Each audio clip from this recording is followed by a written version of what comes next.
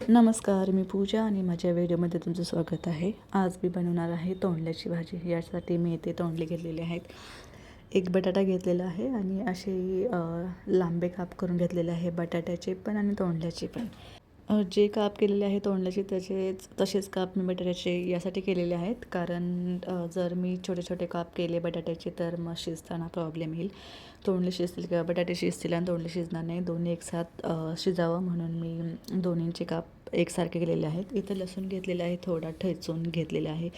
कढईमध्ये कढई ठेवलेली आहे. कढईमध्ये मी तेल टाकलेलं आहे 1.5 चमचा आणि तेल गरम झालं की यामध्ये आपण आता मोहरी, जिरं आणि जो ठेचलेला लसूण आहे तो आपल्याला यामध्ये आता छान असं टाकून घ्यायचा आहे आणि परतून घ्यायचा आहे. लसूण थोडासा परतून घ्यायचा आहे तेलामध्ये, जेणेकरून त्याचा कच्चेपणा निघून जाईल थोडासा. आणि लसूण तेलामध्ये थोडासा परतून झाला की मग आपल्याला चिरलेले तोंडले आणि बटाटे हे थोडेसे हळद पण टाकायचे आहे यामध्ये आणि नंतर आपल्याला चिरलेले तोंडले आणि बटाटा यामध्ये टाकून द्यायचा आहे आणि तो छान असा मिक्स करायचा आहे.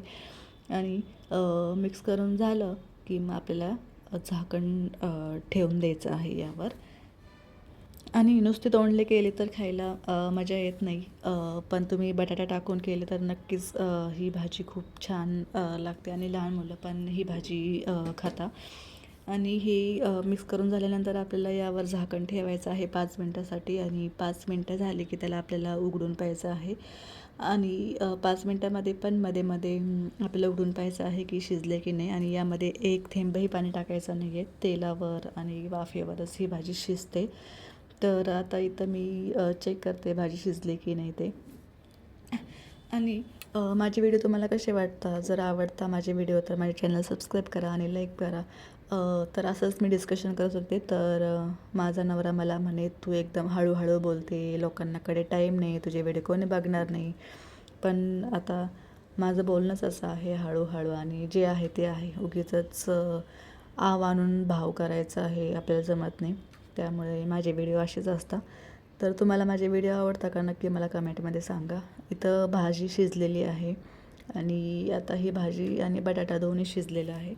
आणि आता यामध्ये मी लाल तिखट आणि मीठ टाकणार आहे. लाल तिखट तुम्हाला जसं तिखट हवं असेल तसं टाकायचं आहे. तिखट जास्त हवं असेल तर तुम्ही जास्त तिखट टाकू शकता. इथे मी 2 चमचे लाल तिखट टाकलेलं आहे आणि चवीनुसार मीठ टाकलेलं आहे.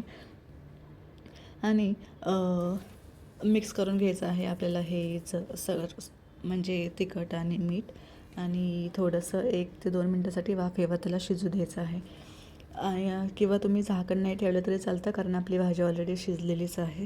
तर तिखट आणि मीठ मिक्स करून थोडंसं 1 ते 2 मिनटासाठी असंच त्याला परतून घ्यायचं आहे आणि ही आपली भाजी रेडी आहे. टिफिनसाठी किंवा पोळीबरोबर खाण्यासाठी किंवा वरण भाताबरोबर खाण्यासाठी ही रेसिपी खूप इझी आणि चविष्ट लागते आणि खायला पण खूप मजा येते. तुम्ही पण ही रेसिपी नक्की ट्राय करा. आणि माझे व्हिडिओ तुम्हाला आवडत असतील तर प्लीज फॉलो करायला विसरू नका, सबस्क्राईब करायला विसरू नका, कमेंट करायला विसरू नका, लाईक करायला विसरू नका. म्हणजे मी अशीच नवीन नवीन रेसिपी घेऊन येईल, नवीन नवीन व्हिडिओ घेऊन येईल तुमच्यासाठी.